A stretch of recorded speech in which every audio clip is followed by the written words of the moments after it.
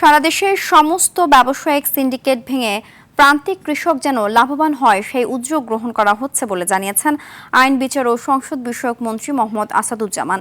সকালে ঝিনাইদহের শৈলকুপায় পাট ও পেঁয়াজ বাজার পরিদর্শন শেষে সাংবাদিকদের তিনি কথা বলেন। এ সময় মজুতদারের বিরুদ্ধে হুঁশিয়ারি উচ্চারণ করে মন্ত্রী বলেন, মজুতদারের সর্বোচ্চ শাস্তি মৃত্যুদণ্ড, তাই ভেবে মজুত করার কথাও বলেন মন্ত্রী। স্থানীয় নেতাকর্মীরা এ সময় উপস্থিত ছিলেন।